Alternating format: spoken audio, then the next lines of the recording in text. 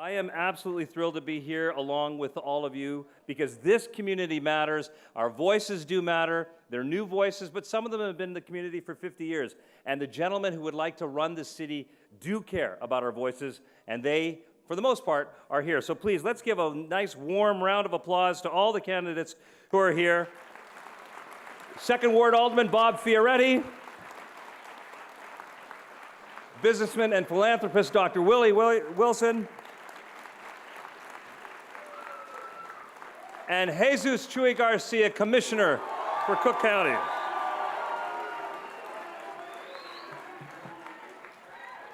Who seems to be very well organized. And as well, please welcome Doc Walls, William Doc Walls, a fabulous activist here in the city of Chicago. Now, the format for our forum is going to be quite simple here, okay? We're going to have each candidate give up to a 1.5-minute opening statement, and then after that, community members who are all back here from our various organizations, let's give them a round of applause. They've been pre-selected. They're going to give a little testimony about the issues that matter to them, and then they're going to ask a question that each of the candidates is going to get a chance to answer. Now, those answers are going to be kept strictly to time, okay? So in each of those answers, no more than 1.5 minutes in each of them. And right here is Steen in the front row, and she has a very electronic, cool-looking clock that all the candidates can see. Gentlemen, I would please ask you to respect the clock right there. She will raise her hand. I can see it actually from here without my glasses, and we'll have to jump in. But I'm sure that that will be respected. And then after that, I'll get a chance to maybe ask a follow-up question or two if the situation warrants. We've gotten off on time here. We'd like to finish on time as well. And so, without further ado, let us start with the opening statements. And what we want is the candidates to share their vision for the city of Chicago and how it includes Asian Americans and other immigrant communities. And by prior agreement, we will start with Alderman Bob Fioretti. Alderman? Thank you. And good evening, everyone. You know, Chicago is moving in the wrong direction. I'm Bob Fioretti, and I'm running for mayor because I love our city. You know, my values were shaped on the South Side by my working class parents, an Italian immigrant father and a Polish American mother. You know, I became a civil rights lawyer and now lead the fight to move a progressive vision in the city council. During my time as an attorney and a civil rights lawyer, I've worked to right the wrongs in our justice system. As alderman, I push for an agenda that stands for all people, not just those at the top. You know, I have fought corporate giveaways, I've marched with workers for a living wage, and I've made common sense proposals to make sure we get our city moving again. We have a choice on Election Day. More of the same from career politicians, or a new direction for someone who's fought in the trenches. My vision of Chicago is safe streets and strong neighborhoods, no matter where you live. At the same time, I believe we need a leader who is both tough and fair. I want a Chicago that works for everyone, not just the big donors or the special interests that fill our campaign coffers of some of the folks. But we need a mayor who looks out for all the people of this city. Thank you. Alderman, thank you very much. It's now time for an opening statement from Commissioner Jesus Chuy Garcia. Thank you. Thank you, Ravi, for inviting us here tonight, and I want to thank the Executive Director of Advancing Justice for the Asian Community. I must commend the unity and solidarity and the Pan-Asian spirit that fills this room tonight. It makes me proud and motivated to be a resident of the city of Chicago. And as I seek tonight to have you hire me as mayor of the city of Chicago, I want to share a little bit of background about myself. Like many of you in the room, I too am an immigrant who came to Chicago at the age of 9 in 1965. I can truly say that the immigrant experience for me has been one that has enriched my life and taught me about what is important in life and the value of Chicago's great diversity and immigrant community. I'm proud to be here tonight to discuss my experience, to discuss my vision for the future of the city. I decided to run for mayor because I think that the city needs to come together in a new way to embrace all of its diversity, to solicit input from all its citizens, and put Chicago on a new track that will re-emphasize and redirect resources to the neighborhoods in Chicago to embrace diversity and the talent and to come together like never before in a new democracy. Thank you.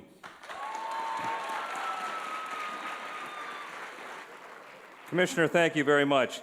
It is now time for the opening statement from William Doc Walls. Mr. Walls. Good evening. My name is Bill Doc Walls. I was born and raised in Chicago. I graduated Horace Mann Elementary, Chicago Vocational High School, Tuskegee University, and IIT Chicago Kent College of Law. Back in 1982, when Harold Washington announced his candidacy for mayor, every fiber of my being stood up, and I knew I had to get involved. So I helped to organize the Lawyers Committee for Harold, served as president of law students for Harold Washington, served as his assistant scheduler, and then became his direct assistant. And in that capacity, I had the pleasure of traveling with Harold Washington locally, nationally, and internationally. We worked to create a reform government that provided fairness, openness, and opportunity for all. You all remember the Harold Washington days, how good they were, how Harold Washington included everybody. Well, that's what we're trying to roll back to. A day and age when everybody feels like Chicago is their city. It doesn't matter whether you're born here, whether you immigrated here. We want to make sure that everyone feels welcome. We want to make certain that the Asian community has a voice in Chicago. We know you don't have many elected officials, but we want to make certain that we consider those needs of your community at every turn. We're the only candidate who can unify this city by promoting cultural and diversity sensitivity amongst people of all ages, races, socioeconomic backgrounds, all religious persuasions, all sexual orientations, all physical and mental disabilities or limitations, because I understand none of us is any better than the rest of us. Thank you.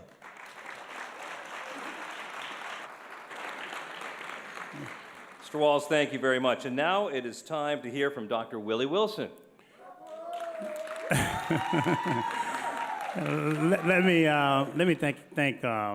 Let me first say thank the Lord for his amazing grace. And to the board of director and all those who are responsible for this special event, and to my colleague up here as well. I'm Dr. Willie Wilson, and whatever I say tonight is going to be from the heart. Whether you vote for me or not, it's going to be from the heart. I ran away from home at 13. I only have a 7th grade education. I'm 2 generations from slavery, and we work hard. And we left from home with a 7th grade education, and we was able to reach the American dream. Today we have an international company that we does a little bit more than $60 million a year in sales from 20 cents per hour.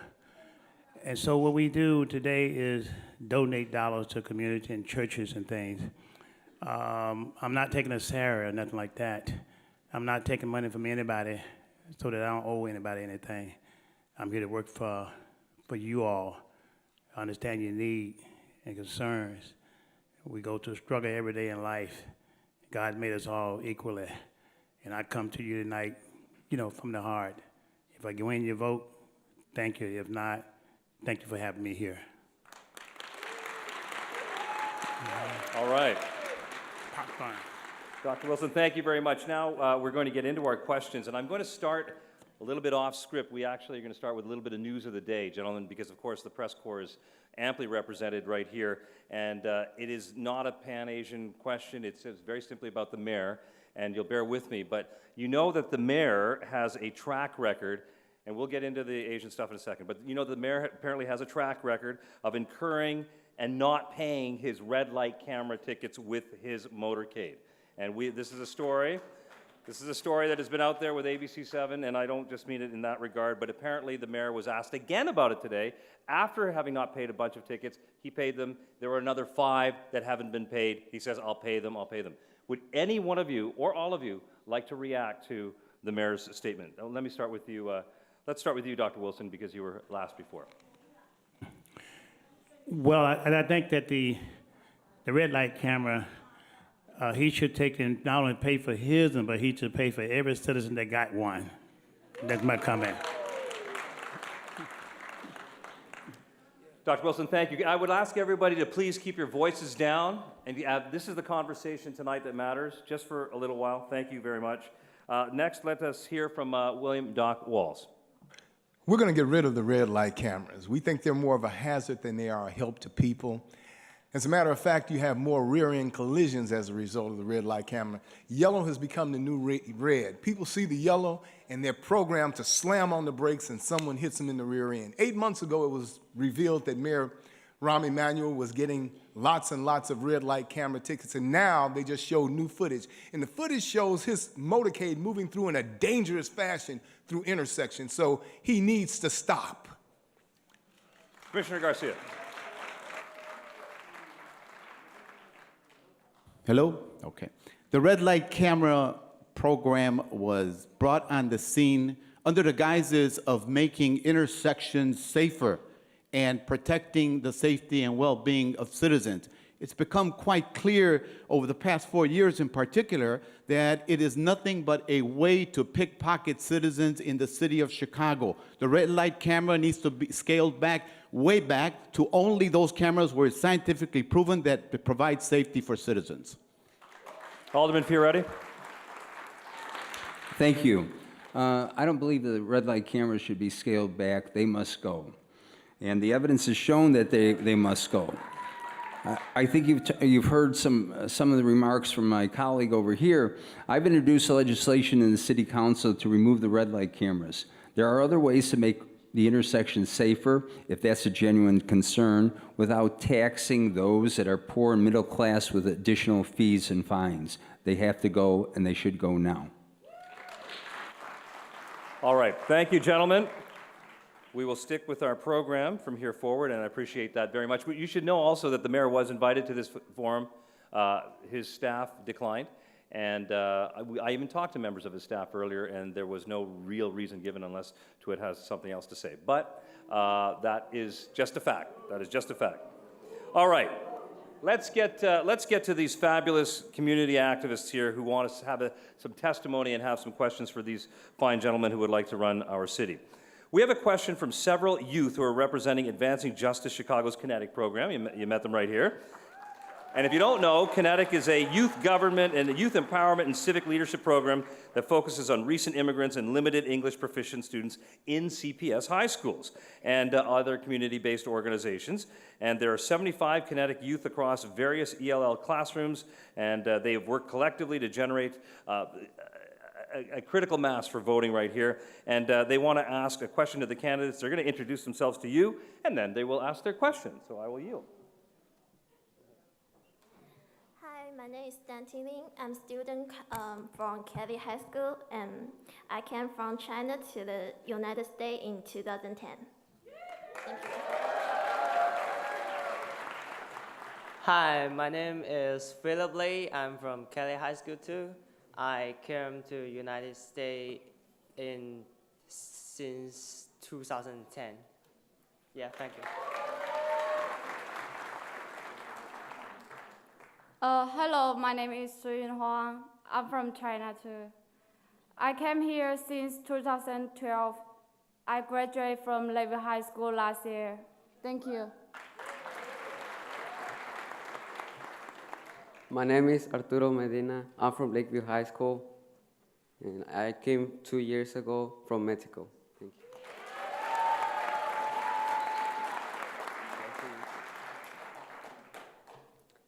My parents work more than 8 hours a day to pay our bills, and they still send money back to our homeland, to my grandma and my uncle. That limits us from getting things that we need, like when the gas pipe broke, we couldn't pay to fix it for 2 or 3 weeks because my parents had to send money back to my grandmother to pay for her surgery. My parents work in a restaurant. My dad is a chef and my mom is a cook. They come home tired thinking about how much money are they going to send back home, and they also worry about me and my sister's education and how we will pay for college. We think it's unfair that immigrants work as hard as others, but often are paid less. Whether they are restaurant workers, domestic workers, or work in other jobs, how will you as mayors address this problem?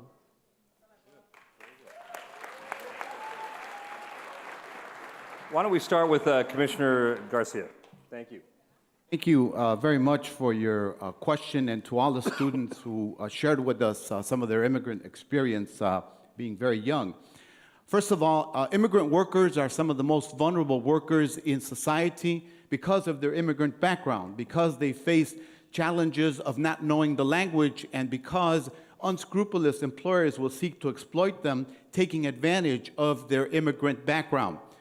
As someone who has always represented immigrants in his district and being of immigrant origin myself, I am quite aware of the challenges that immigrant workers face each and every day. I have been at the forefront of protecting the rights of immigrant workers, regardless of nationality, regardless of where they come from in the world. It is very important that we continue to stand with them. In Illinois, it is especially important to fight against wage theft, which many of these workers are susceptible to. That's why 2 years ago I supported Senator William Delgado in passing a new legislation in Illinois that makes it easier for immigrants to recoup and to file their claims through the Illinois Department of Labor. I continue to be an important proponent of it, and currently I support the Domestic Workers Bill of Rights, a piece of legislation in the Illinois legislature, because it will advance the rights of immigrant workers regardless of what sector they come from. It's the right thing to do, and that's why we fight for them. Alderman Fioretti. And I encourage you, we have a moment here, if you have something that you want to stay back to the other candidates here about something you've heard, I'll moderate that as long as it's fairly polite. Alderman, go ahead. Thank you. Thank you very much. When we talk about the Domestic Workers' Bill of Rights, yes, I too support that. I supported it from the beginning. But it's something to be a Bill of Rights, but we need to make sure that it's understood by everybody.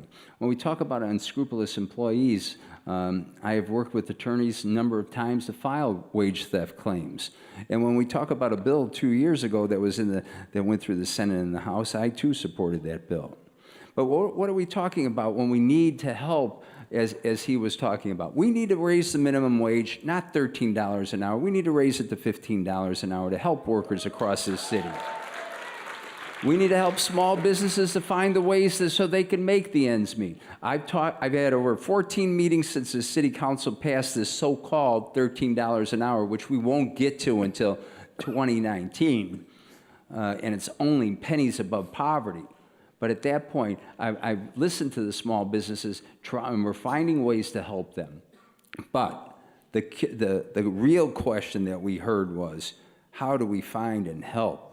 It's by raising the minimum wage across the board for all workers, whether they're restaurant workers or workers in any other place across this city. We will solve the problems that he talked about sending money back to the relatives in the homeland by raising the minimum wage. Thank you. Alderman, thank you. Dr. Wilson, you are a businessman. You are truly an up-from-the-bootstraps guy. Nobody gave you a handout. You started way behind the starting line. Do you support a minimum wage of $13, let alone $15 an hour in Chicago? Yes. Let me say this, too. It is that I understand the issues. I've had over 30,000 employees that I've hired that work for me. Some have gone on to be doctors and lawyers. My employees today, I have employees in China and here in the United States as well. My employees today in China make equal to the same thing they make here in America. And my employees also average, all of them average over $100,000 a year in salary. I support the Bill of Rights, but more so than that, let me say this too. We shouldn't wait until the government give us minimum wages. We should work at starting our own businesses, right? We should have a bill that is passed that meaning that the citizen of Chicago should be entitled to get the contracts and job equal to proportion that does business with the city of Chicago itself. That way it's empower the community to rehire people. All right, and you have your own dollars that you can go way more further than minimum wages. You can't make a good living today off minimum wages. It takes more than that.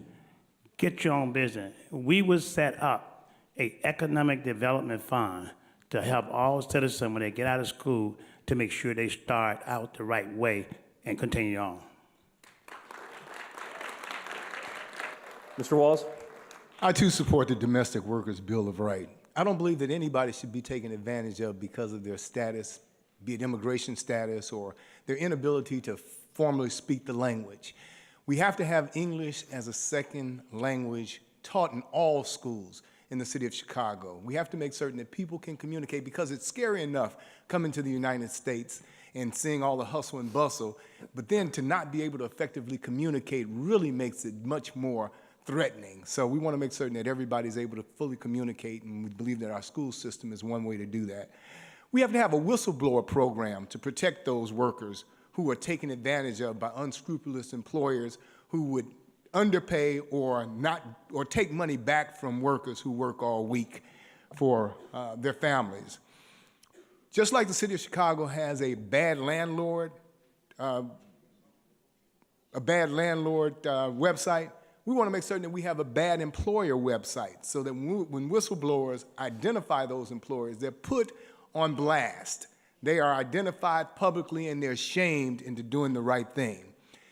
I fight for a living wage. I also support the minimum wage, but I fight more for a living wage. And the way you get to a living wage is to create jobs in Chicago so that the worker base is smaller, the unemployment base is smaller, and you have people who are paid according to their skill sets.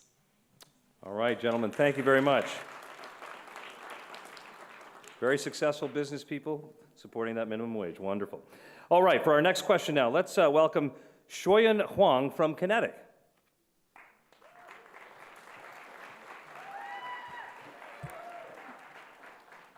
Hello. I would like to share my immigrant experience to everyone.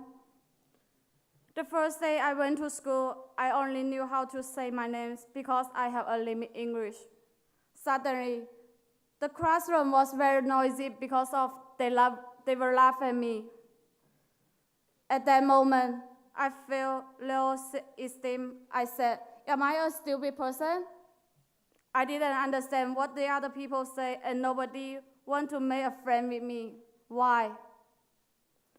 As an intern in Kinetic, I think it is very different from between school and Kinetic. In Kinetic, we discuss issue of immigrants and immigrant students. Immigrant students not only learning a knowledge from school, they still have the opportunity to learn from one to another. However, students in school are only learning from all the teachers, but they doesn't include the history of Asian America. According to Chicago Public School, 70% or 68,000 students are English language learners. At the same time, the Asian American population is growing fast.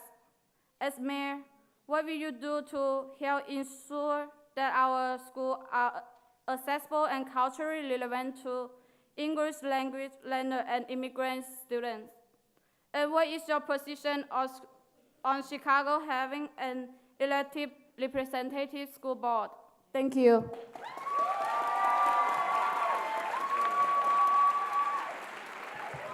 Very well done. So it's about access, it's about cultural sensitivity, it's about helping these English language learners take on the best of the opportunity of America, and that starts in school, obviously, and it starts with the CPS. So let's start with Dr. Wilson. What do you take from that experience, that kind of testimony? What would you do for Shoyan? Well, one of the things that you have to look at and do is that when you know you have someone coming to America, we must set up the schools, all of our schools, that reflect all of Chicago's citizens and residents. We must institute the language, have classes to teach Asian American language. All language, everything should be included in our schools to get started out. But it must go further than that also. as mayor of the city of Chicago, we would institute in the city itself that someone there can speak the language on staff that represent all the department of the city of Chicago. Nobody should be left out because you don't understand the language. But the same token, you also should make sure you understand and keep your own language as well. Because the time you go back home. Now, I've met some of the some Asian America today that do not know how to speak in their own language. I say to those, let's keep the language, but learn the other language as well, making sure it introduced as law that every citizen, whether you here in Chicago or from any other part of the world, that we make sure we treat all citizens with the same respect by instituting laws that would demand and make sure that we do right by all citizens. Thank you. Doc Walls. One of the first things we have to do is provide a superior free education for each and every individual child. And it's not one size fits all. We have to look at each unique child and figure out what it takes for them to get from pre-K through the 12th grade and beyond. We have to make certain that we provide them the support from the top, from the administrators, from the Board of Education, from their principals, their teachers, but we also have to have in place peer support. Peer support is particularly important for those students who are coming here from different places from around the world. What you do is you identify someone who speaks their language and pair them together so that they have support, someone who can help see them through the first stages of becoming a student here in Chicago Public Schools when coming from another place. That would be beneficial to both parties. It'll give them an opportunity to speak their native language, but also an opportunity to learn the current language, learn English. So we also have to make certain that students have access to the services that they need as they develop here in the United States of America. So pairing them up with someone who speaks their language and giving them peer support is critical as far as I'm concerned. Thank you. Commissioner Garcia. Thank you. Thank you, Shoya, for sharing your story and your experience of being made fun of and ostracized when you went to school. I understand it because it happened to me when I first reported to school in a very strange place in the middle of winter, and I came from a warm climate, and it was very strange. And I was made fun of. It's one of the things that has made me more resilient and one of the motivators in running for mayor of the city of Chicago. It has made me strong. It has made me want to persevere. In terms of the policy at the Chicago Public Schools, it is very important that with the growth of the Asian community, we ensure that the curriculum in our school is responsive to that, and that Asian history, Asian culture, Asian art is celebrated and shared with everyone in the school system. It is one of the strengths of our city, and all of us can learn by learning more about each other and all of the influences, all of the history, all of the culture that we bring when we come to America. I support an elected school board, and I think that through an elected school board, we could ensure greater accountability, that we would raise awareness through that system, through an elective board, about curriculum, about accountability, and about being responsive to people everywhere in the city, including English language learners. Alderman Fioretti. Thank you. And I think there were actually two questions that were asked up there, and the first one was an elected school board. And nobody had to twist my arm to say, I'm for an elected school board.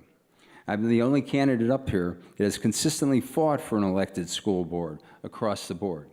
Now, when we talk about the second question, though, which is not part of it, is how we remap.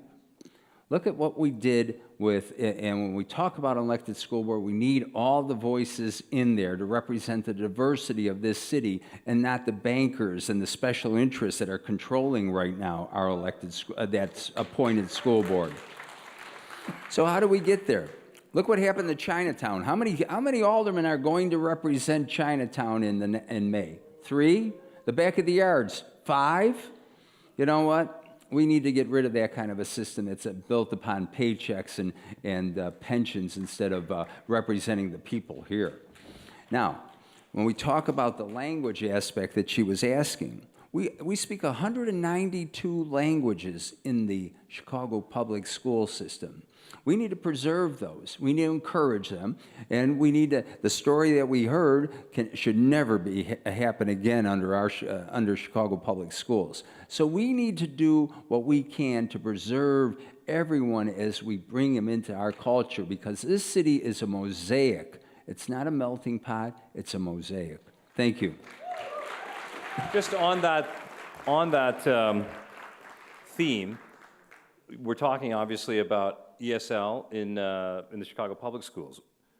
How much more money, without being overly specific, but I mean, how much more money would you put in that kind of a program? Where would you get it from, given the fiscal constraints at CPS? And let me just ask Doc Walls that. I've always advocated that we have a concept of naming rights. Naming rights would allow an individual, a corporation, an entity to pay to have a school named after their corporation or of someone they love that doesn't give them privatization rights or any responsibilities to control the school, but it does give them the name on that school. You know, people will kill for money, but they'll die for recognition.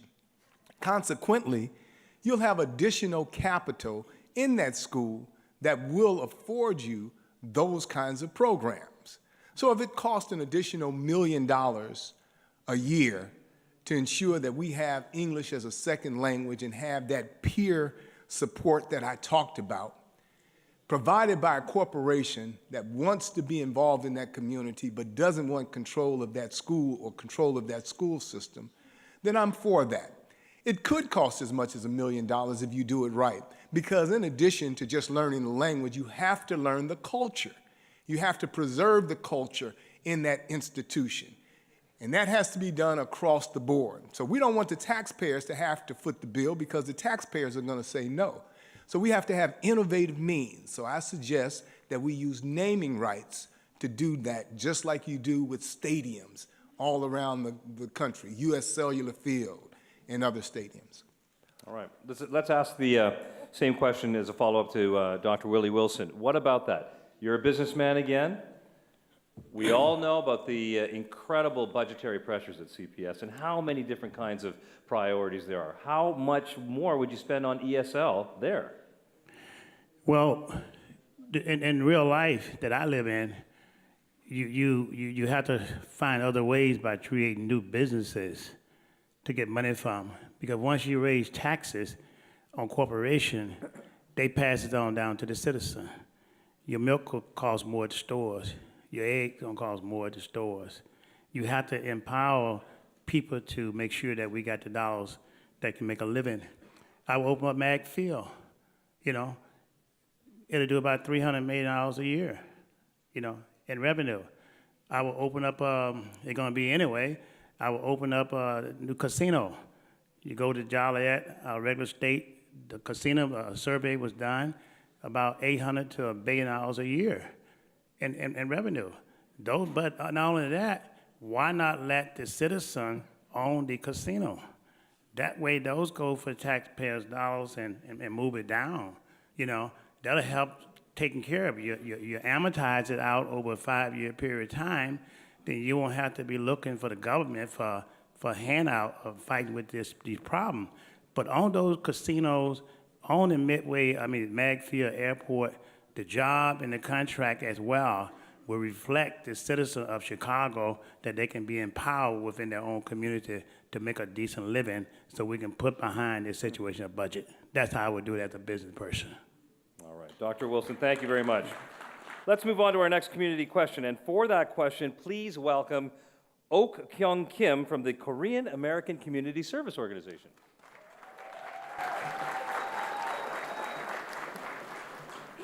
Hi, my name is Ok Kyung Kim. I'm the Senior Service Coordinator at the Koram Senior Housing. As the baby boomer generation ages, the senior population in Chicago is expected to continue increasing. while overall population in Chicago has been decreasing. The senior population has grown over the last decade. The seniors at Coram Senior Housing are very active physically and mentally, all the way up to their early 80s. They certainly need some resources and programs to make them occupied for their retired time. Unfortunately, there are not many places for them to go and things for them to do in the city.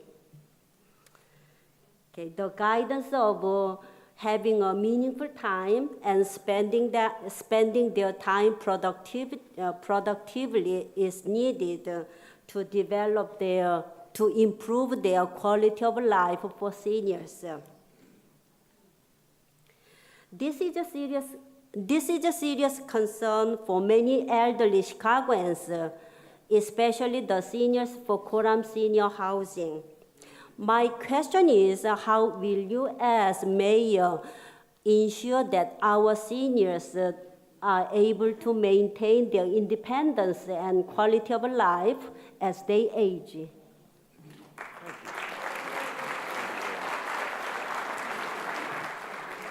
Oak, thank you very much. Let's start with Alderman Fioretti. Thank you. First of all, I think I have more senior homes in the second ward than any other alderman in the city of Chicago. I have over 22 senior homes, and those homes are especially occupied by Asians. We have a great number that are in our senior homes. We need to build more senior homes, and I've been an advocate of it, and we've built them using TIF money and surplusing of TIF money for them. TIF is an economic tool that can help create a senior housing. We need to do that across the city, across the board, and in all neighborhoods, make sure. I would hope the county does the same thing, and I would assume that they would probably be joining because they do have a planning department, and maybe they will be using their TIF money to do the same thing too. But I think it's important across the board that we preserve access. We make sure with the rising costs that our seniors have a voice. They're protected, and especially in their that this should be the final home for them and that they enjoy life. And I make sure at my senior homes that they do that, and I visit my senior homes on a regular, repeated basis to make sure that the quality of life is as good as anyone in the city of Chicago. Thank you. Commissioner Garcia. Thank you for that question. I believe that Chicago should be a city that allows people to grow old and enjoy the finest years of their life after many years of hard work. Most of the initiatives under Rahm Emanuel have really been targeted at people under 50, toward the younger generation. In order for Chicago to be truly embracing of all of its people, we need more programs and more input from the 50 and over segment of the population to see what kind of programs we need. Some of the initiatives that I think are necessary to engage in is that we need to sit with people, the affected stakeholders, and figure out what kinds of things they would like to improve their quality of life. Investing in housing that provides them with an ability to remain independent and to live independently is one. Assisted living is another. But in addition to that, we need to ensure that people who are 50 and over enjoy access to park programs in the Chicago Park District, that there is transportation to places like museums and forest preserves and other cultural amenities in the city of Chicago. Transportation is one of those key things that can connect people to a better quality of life. I would ensure that people who are 50 and over have a table at every task force, at every commission that we create in the city of Chicago. Thank you. Doc Walls. Yeah. The Department on Aging in the city of Chicago under Rahm Emanuel has not really served the needs of our senior citizens. He has an occasional Rahm Fest or Senior Fest or some other kind of event, but he doesn't have ongoing programs that protect the needs of senior citizens. Senior citizens need to be more involved in technology. They need computer access. they need access to the internet wherever they live. We'll make sure that that happens because we want seniors to stay connected to the world. People are living longer and they're enjoying a better quality of life when they're connected to their family and friends.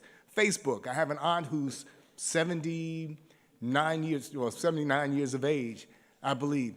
And I'm able to stay in touch with her now more than ever before through Facebook.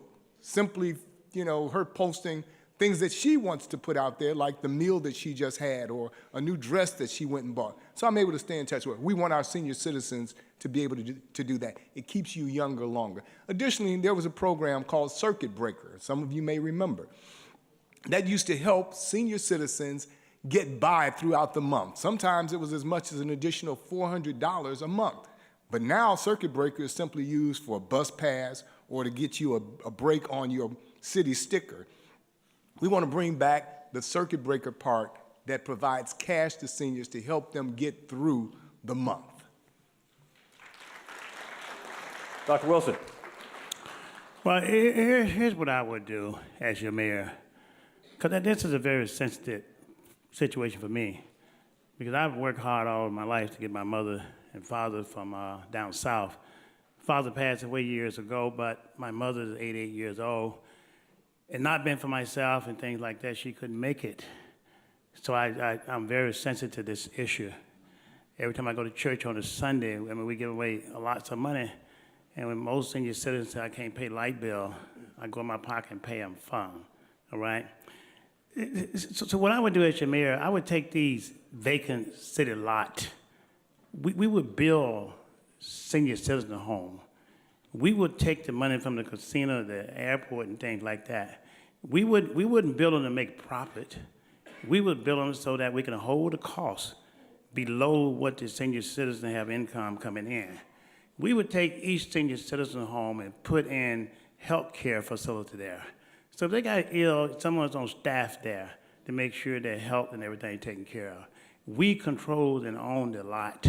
We can leverage our other lot that we have in Chicago, vacancy lot, to the bank. We can make that happen. As your mayor, I guarantee you no senior citizens would be worried about a light bill or the place to live with all these vacant lots that we have. I care about you, seriously. I have a mother that is senior. I guarantee you we'll take care of that. From the heart. Quick little follow-up. I happen to be in that situation, like I'm sure a lot of you, where we're the sandwich generation. We've got the little kids and we've got the parents, and it's all resting on us. And now, as you start to think about your retirement, you have to start to think not like it was with my parents, where it would be 15 years, 10 years. Now you got to start thinking about a 30-year retirement and funding a 30-year retirement. So I would like to hear from Chuy Garcia. What would be your overall approach in terms of city themes and policies, a vision, if you will, for how people age gracefully in the city of Chicago? People in the city of Chicago who settle down and purchase a home and live in a community should have the assurance that as they grow older in their community is going to have the essentials. The essentials include a safe place to live, a neighborhood that's safe, a neighborhood that has solid schools for everyone, and that children can walk to those schools, and that there is the ability to have local shopping areas that provide the basic things, from food to clothing to restaurants and entertainment. To me, those are the signs of a community that has a quality of life. Because of crime and violence in the streets in Chicago, people don't have that security. When you don't have that security, it undermines how people feel about their community. When you don't have schools, it's another indicator of the quality of life in a community. In order for Chicago to have a sustainable future and good neighborhoods where we can grow old and live in for the rest of our days, it is important that we have the essential things. That's why reinvesting in Chicago neighborhoods is essential to providing that environment for us to grow old and live with our families as long as possible. All right.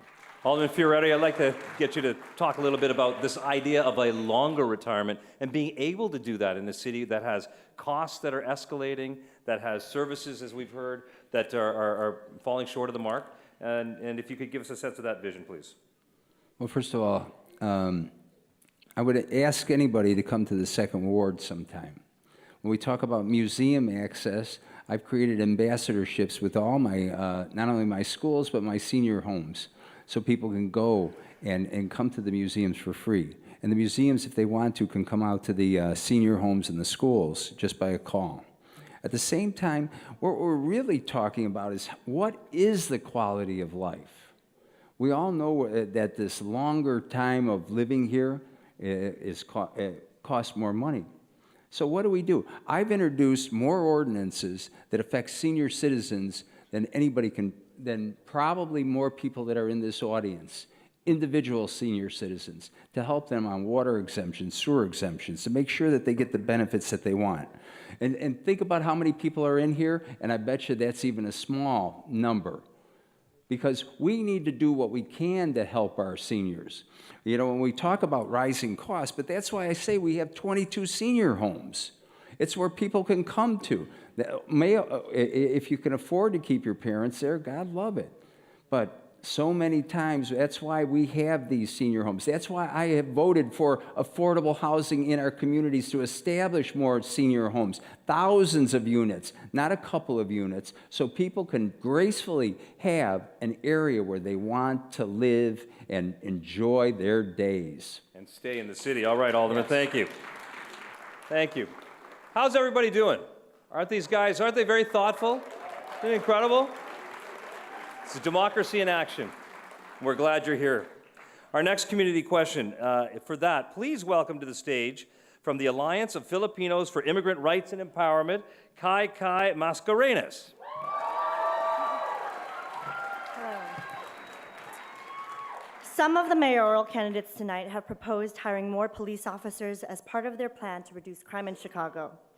Especially after news surrounding Ferguson and Eric Gardner, there is deep concern within our community about how police treat and interact with people of color, immigrant communities, LGBT communities, women, and youth. For example, last year, the Jessica Klitschek video was made public showing Chicago police threatening to put a Chinese-American woman and citizen in a UPS box and deport her, then striking her while she was kneeling on the ground. This video outraged many community members and has contributed to the climate of fear, especially for immigrants and people of color. In Afire, we are working hard to empower Filipino and Asian American immigrants. Many of our community members are undocumented and are afraid to interact with law enforcement in fear of deportation. As mayor, how will you work to keep our neighborhoods safe, improve community and police relations, while also addressing our community's concern about police brutality?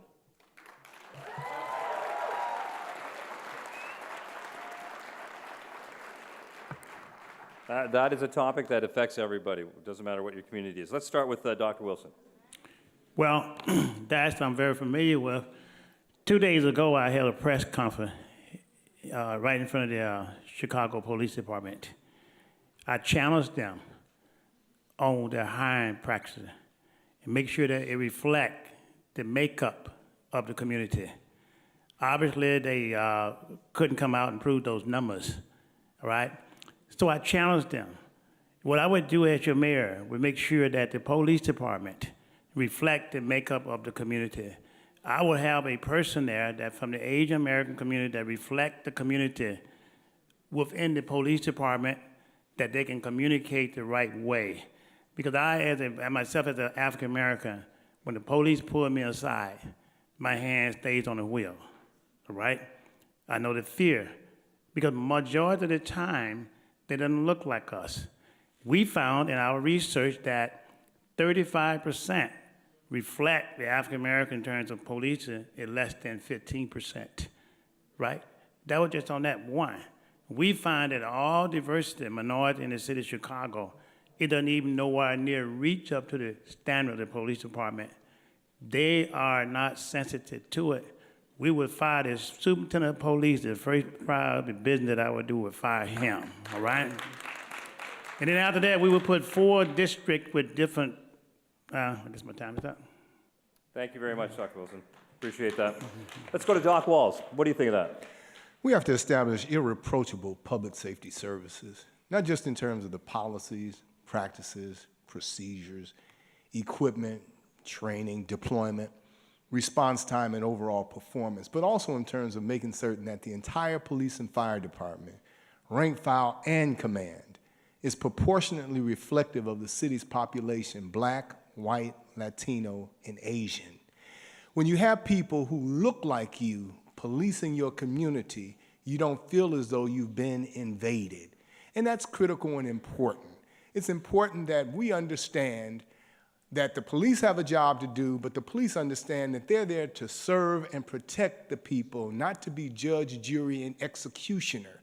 And far too often, police take advantage of people who are immigrants because of their status, and they create a whole nother fear factor and give the impression, like she indicated, that they're gonna put you in a UPS box and deport you, and it's not fair. As mayor of the city of Chicago, I would not tolerate any police officer abusing their authority and making people feel uncomfortable in the city of Chicago, irrespective of their immigration status.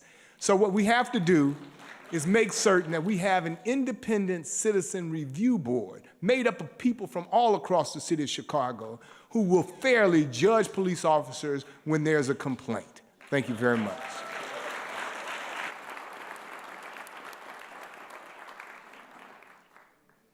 Thank you very much. Let's go to Jesus Garcia now. The question was framed as part of a question about the aftermath of Ferguson and New York. And let me add to that a recent report by the American Civil Liberties Union that shows that people of color are detained, are stopped, and interrogated with more frequency than the general population. So I want to begin my remarks from that premise. First of all, I propose hiring additional policemen and women in Chicago, but I also said that in order to make it work, we need 3 other components working at the same time. First is restorative justice. I have been involved with restorative justice movement in Chicago for 7 years as a leader in a foundation that has invested heavily in bringing the practices to communities all over Chicago. As a Cook County Commissioner, where we embarked this year on a grant-making process, a pilot program to spread the practice of restorative justice, very important for reconciliation, for healing, for moving on, and providing support to both victim and perpetrator of that crime.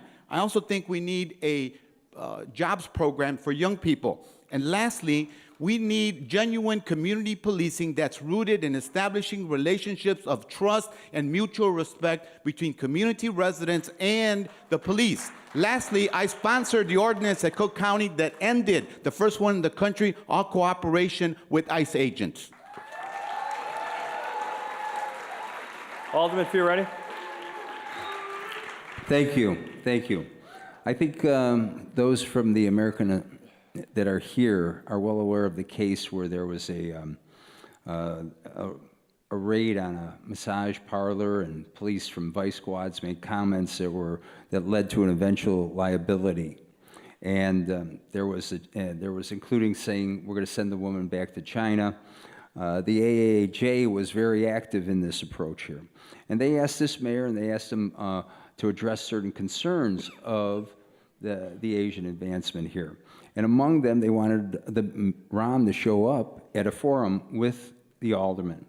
They also wanted to create a new office for New Americans, which was stripped of its powers under this administration. They want training that was similar to others to make sure that we don't doubt what's happened and that we can give the right kind of ethnic understanding to a community. They also asked more policemen to be hired from the Asian American community, and they asked the mayor to make sure that they put somebody on a human rights committee, and they got no response. I will tell you, those 5 requests that were here advanced from this forum and the people here, I will adhere to and make sure that you are fully represented in the City Council, in the Police Department, and on the Human Rights Commission. Thank you. Thank you. It all starts at the top when it comes to public safety and security, so my follow-up is simply this. And instead of having a minute and a half for each of these answers, if we could make it 45 seconds so that all four of you can answer this. Starting at the top, we'll watch it here, give you a chance to say it. If you were elected mayor, Alderman Fioretti, would you keep on Gary McCarthy as the superintendent? No. Willie Wilson? I'm on record, no. All right. Chuy Garcia? We have lots of talent in Chicago, homegrown talent. I believe in buying locally and keeping locally. And I would look for as much local talent as possible. In all fairness to Mr. McCarthy, because I haven't engaged him, I don't know his views. I don't know if he knows my views about what I would want to see in a police department that will be representative and reflective of the city, that will have the right values, and that will ensure equal treatment for all. I may give him a courtesy visit, but I believe in investing in buying Chicago and local. That's not a no. That's not a no. Okay. Doc Walls? No, I would not keep Mr. McCarthy, primarily because I don't feel like the police department is motivated under him. You know, currently, shootings are up 26% and arrests are down 15%. It bothers me every time I hear 19 people got shot and there's only one arrest. We don't have proactive policing in Chicago. We have reactionary policing in Chicago, and that doesn't make people feel any safer. So I want a superintendent of police whom the police, rank and file, respect and are willing to go out there and walk through a wall for it. I just don't believe that he's that individual. All right. Thank you. Let's go on now to our next community question. And would you please welcome also from the Korean American Association of Chicago, Tom Sue.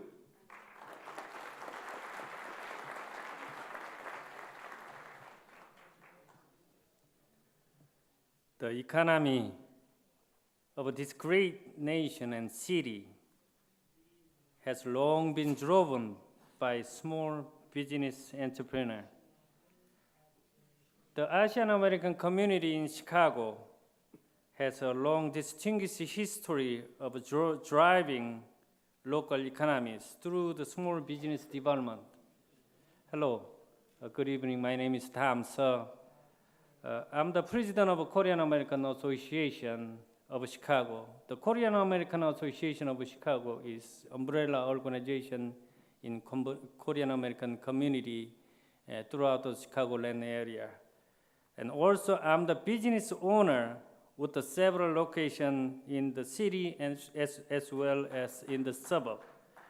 As mayor, how will you specifically support small business growth in our communities where clearly there's lots of potential and demand, but where access to small business loans and service is limited because of lack of Korean and other in-language resource and too complicated?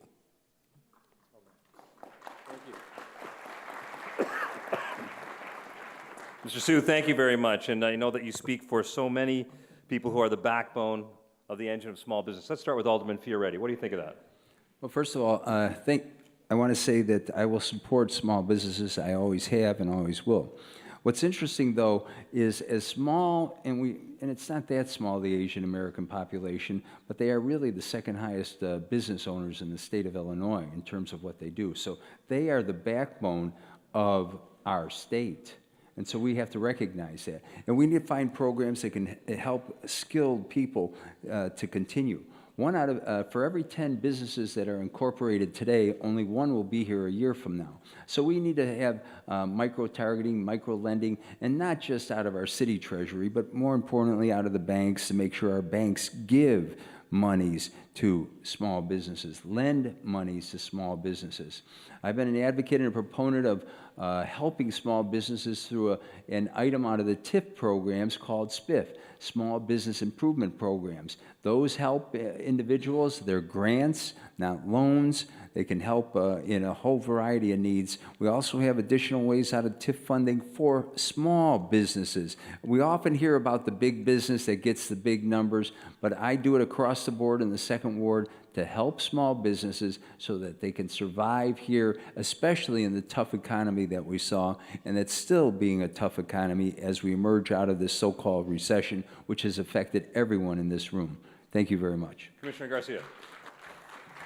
The Asian community is a very entrepreneurial community, and because of language difficulties, it often faces more obstacles than the rest of the population, including the ability to obtain licenses, zoning changes, whatever permits they need to improve their business or to set up a new business.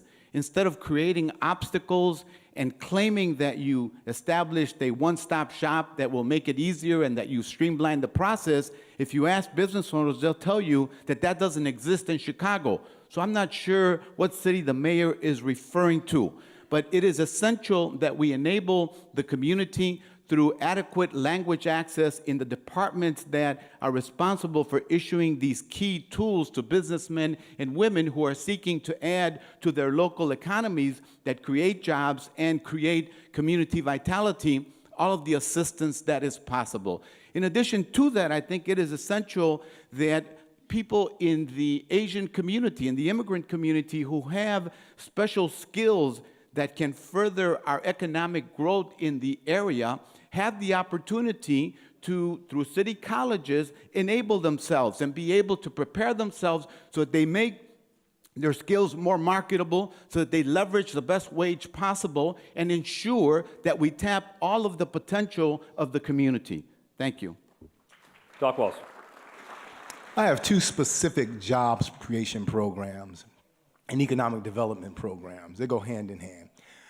One is Grocer's community owned and operated. We won't talk about that one right now, but what we'll talk about is my capital improvement program. The City of Chicago has a $7.9 billion capital improvement program to be spent over a period of 6 years. There are 4 areas of capital improvement concentration: economic development, transportation, education, and infrastructure improvement.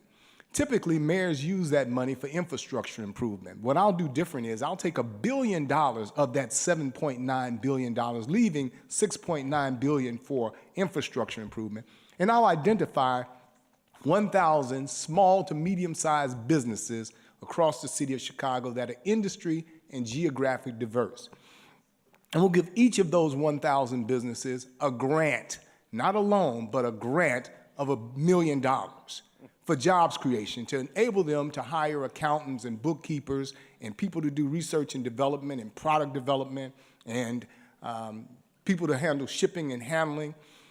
And consequently, for every $20,000 we give them, they can hire 1 person. So each of those 1,000 businesses can hire 50 people, but they can put their products into the stream of the national and global economy and bring new jobs and opportunity and new money back to the city of Chicago. Willie Wilson. Well, it is a lot more complicated in business since I've been there, and I understand this world, all right? But business, you have to have, if somebody gave small business $1 billion a day or $500 million to do business, we couldn't do it because we wouldn't have the money to do it with. We must take our taxpayers' dollars and set aside economic development fund and take our vacant lots and things, help set up businesses that Chicago does billions of dollars a year with major corporations. We would need to take those billions of dollars, share it equally, to reflect the community with a guarantee that your tax dollars, you're gonna do business with the reflect the community so that it can empower the community itself. We will have to make sure that we introduce legislation that says this, that if you do business with the city of Chicago it must reflect all community fairly and equally by guarantee of the law. But a loan helps set up to get you started, and that you got that business continually year after year. Can't nobody just come along and outbid you and take it away from you. We got to be serious about business. That's what I would do at your mayor, and we would guarantee it. As a follow-up, let me ask you, Willie Wilson, let's start with you. I mean, we've heard a lot of discussion tonight about spending a lot of money. We've heard it, about helping small business. We've heard it about helping English as a second language learners. We're talking about reflooding the CPS with new monies. I'd like to know, where would you cut money in this Chicago budget? Well, I don't think it's so much as cutting. You got to make sure that you bid out the process.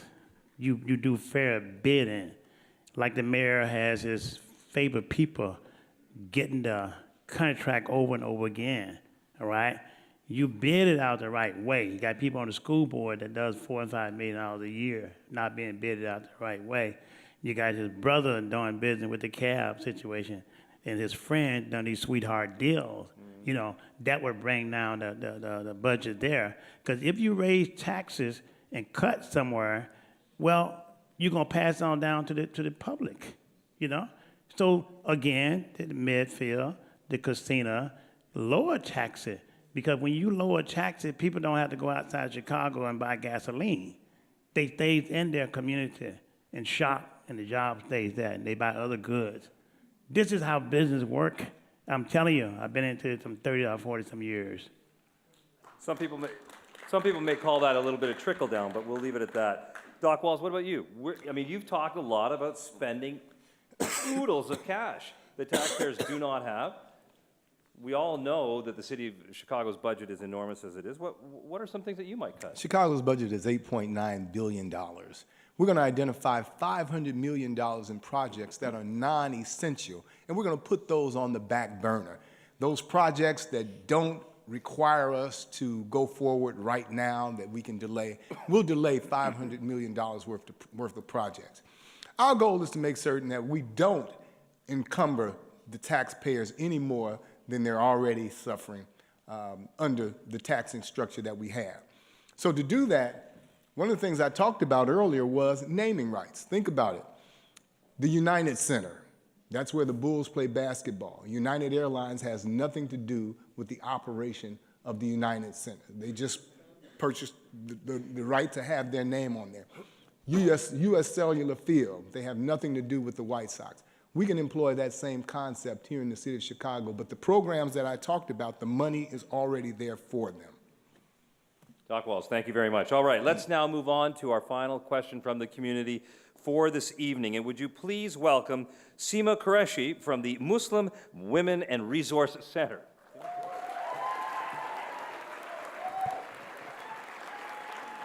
Good evening. My name is Seema Qureshi, and I am the Executive Director of Muslim Women Resource Center.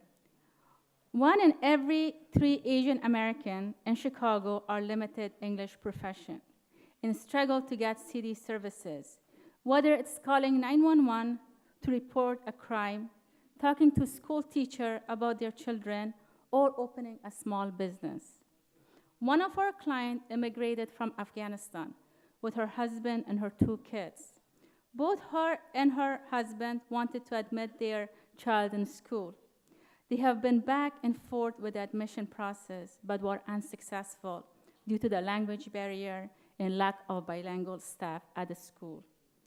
Muslim Women Resource Center assisted them with the paperwork and process. Finally, after many weeks, they were able to get their child to school. As a mayor, what will you do to address these language barriers to city services so that our government truly serve all Chicagoans, including immigrants and refugees? Thank you. Seema, thank you again. And again, we see the incredible barrier that language is in this city and for everybody. Let's start with Willie Wilson. What would you do? You know, explain it, go to that question just one more time. I mean, really, it's questions about language barriers and city services, and really ensuring that this city government has the correct service in place that you're willing to pay for that actually helps people who are really starting from way behind. I mean, an Afghani refugee, many people with language issues. I mean, when the rubber meets the road for them and they actually engage the city of Chicago, they don't even know where to start because there is a language barrier. They want to get their kid in school just as much as anybody. But Gotcha. So what would you do about that? Well, we would, first of all, you need to care about other people, that everybody's a human being. You make sure that everybody get a fair shot at everything. You put things in place because you have to put it in place, and that should be the city responsibility to make sure that the language barrier, that people who understand the language are in each department, that when they come there, they can get support and the help to take care of filling out application, things of that nature, all right? And help fill it out for them as well. I mean, hey, I go to places and look at applications, sometimes I can't even fill them out, you know? So I have to look for assistance as well. So the language is a problem because when you're in a community that you are familiar with and talking to people that you are familiar with talking to and don't feel comfortable with, and other people don't feel comfortable with you because of discrimination and things of that nature, you got all kind of things that in front of you. The city responsibility is to look after all citizen and resident. You make sure that we put things in place that you don't have to go through life and things which I have came through. You know, so I understand the problem. We would put it in there. I would not let it repeat itself in history as it done to me and my four parents. That's what I do as your mayor. All right, Willie Wilson, thank you.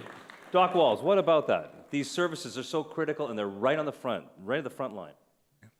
My concept is to decentralize city government, bring city government closer to people with neighborhood offices that reflect the community and that understand the needs of that particular community. Additionally, our 311 operators as well as our 911 operators have to be trained to immediately recognize when someone is speaking a language that they're not familiar with. And then we have a central language operator who quickly understands those things because they've been trained to understand those things, and that person is proficient in several different languages. And then they can quickly get that person the service that they need, be it 911 or 311 or any department in city government. The city of Chicago, with planning, can make certain that it anticipates the needs of those persons who are English language challenged, and make certain that those persons are given the services that they need and they deserve in a speedy and efficient manner. But by decentralizing city government and having those offices in the community, for those non-emergency services, people are able to walk right into that office and get service by, provided by people who speak their own individual language. Doc Walls, thank you. Commissioner Garcia, I mean, would you spend the money to make sure that that level of customer service is there for this person who's absolutely, bewildered when they walk into some place where they got to get their kid into school? Go ahead. As mayor of the city of Chicago, I would draw on my experience as having been the author of the Illinois Language Assistance Act in 1995. The Language Assistance Act was a pioneering legislation in Illinois that set the standard for how we ensure that there is access to language interpreters, whether it's a person that is in person or a person who has the ability to connect with someone via telephone. The important thing is to have policies and procedures for ensuring in emergency rooms that you have effective interpretation, effective communication could make the difference between someone living or dying. I would bring that experience to the city of Chicago. Why? Because I understand it. As a bilingual person, I understand how essential it is. I would ensure that all of the departments develop those policies to ensure that there is effective communication. I would ensure, yes, that the 311 system also is prepared. The 911 emergency response also very, very important. But since you're the experts, because you're translating tonight in 6 languages here tonight, I, of course, would seek the advice and the counsel of the Asian American Institute to ensure that we have the best possible policies and practices in place. Thank you. Chuy Garcia. Final word, Alderman Fioretti. Thank you. Thank you. If we're going to become the most immigrant-friendly city, a term that actually was used way before Rahm Emanuel became mayor, we have to do language access. And when I said earlier that we speak 192 languages in CPS, well, then we have to find ways to make sure that we have that access. You know, according to the census, and how do we become productive citizens of every immigrant who comes here? That's the key.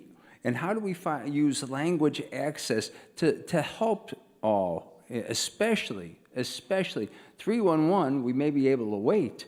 911, you can't wait. They need help immediately, whether it's a fire, a police matter, so their safety is at stake. So we need to work with our communities, our pillars here.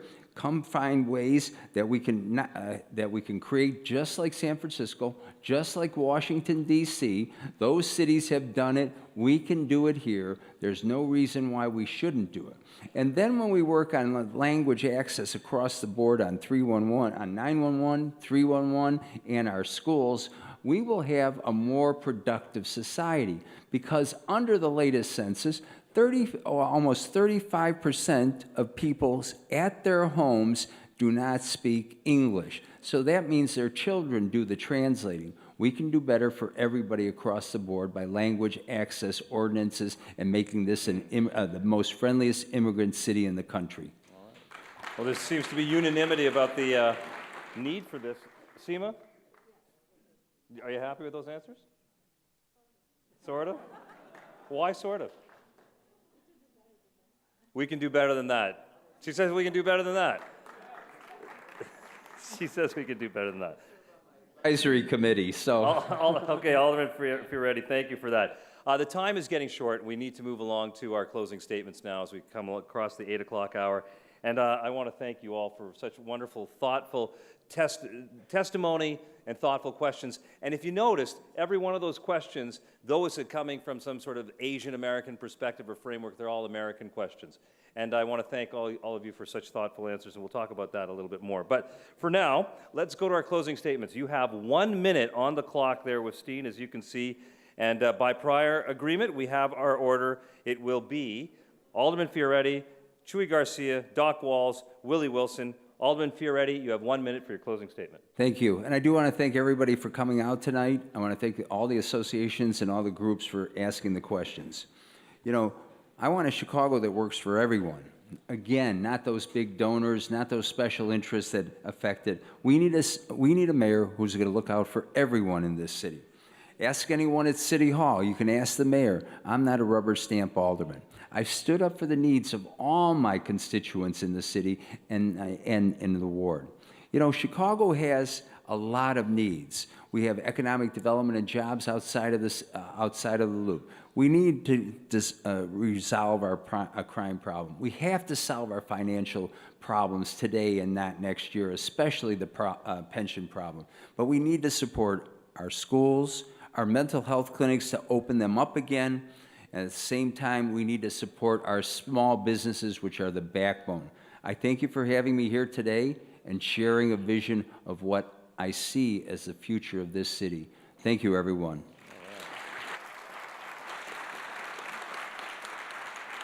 Thank you, Alderman. Commissioner Garcia. Thank you, Ravi. Thank you so much to Advancing Justice tonight for inviting us here and for permitting me to share my thoughts and vision for you about the future of the city of Chicago. Tonight, I have sought to share with you my experience as a community builder, my experience as an urban planner, my experience as an effective legislator who cares for people and for the diversity of the districts that I have represented. I've been a coalition builder in Chicago, always reaching across neighborhoods, across race, across ethnicity, to bring people together and find the best solutions and enact the best public policies anywhere. Tonight, I want to remind you of a few things. That I've been in this race only for 3 months. Over that time, I collected the greatest number of signatures to file for my candidacy. Over 1,000 people came together to unite around me. I believe that I have the experience and the wherewithal to bring all of Chicago together and find a new alternative that ensures that all of Chicago participates in the prosperity of the city. Thank you. Final word from Doc Walls. Hello. Thank you, Advancing Justice, for your kind welcome. Kathleen, you made it really easy for me to get here and get here just about on time. So thank you very, very much. You know, Chicago's a very interesting place. We're a multicultural city that sits on the southern end of Lake Michigan. And we don't know what to expect from day to day, especially from our weather or from our neighbors, but we weather through it as Chicagoans. So those of you who are just coming to Chicago, I want to say welcome. I learn a lot from you at a forum like this. I don't have all of the answers, but we're certainly able and willing to learn. When we participate in forums like this, we hear questions that we don't anticipate, but they're certainly Chicago questions, because these are the same kind of questions that you get in neighborhoods all across the city. So we're one Chicago. We want to be one world-class city from one end to the other. So we invite your engagement, and I need your vote. Bill Doc Walls for mayor. Thank you. And the last word goes to Dr. Willie Wilson. All right. Well, here's my last comment. Thank you for having us. And I want to leave you my last comment with a prayer. And dear Lord, we thank you for having us here. We thank you, dear Lord, because you God, beside thee there is no other God. And dear Lord, we thank you for waking us up this morning. And we thank you for blessing everybody who came here tonight, because we didn't come here of our own. We ask you to guide us home safe and sound. Get behind our automobile steering wheel and drive us home safe and sound. And we'll give you the glory, O Lord. We ask you when you get home tonight, teach us and let us kneel and say thank you for another day. Wake us up in the morning. Put your angels around us that we can get up and say, thank you, Lord, for another day. And Lord, when it's all said and done, we grant you, thank you for your goodness and your mercy. In Jesus' name we pray for his sakes. Amen. Amen. That translates very well. As a journalist, it's my job to try to catch these guys saying one thing, doing another, catch them out in inconsistencies, question their motives, go at them as hard as we possibly can. And I will say this, standing in this role, it's wonderful to see democracy in action and to know that no matter who wins, clearly the sincerity and the love for this city and the love for all of us is right here, staring at us. So thank you very much, gentlemen. Thank you very much. And thank you for listening.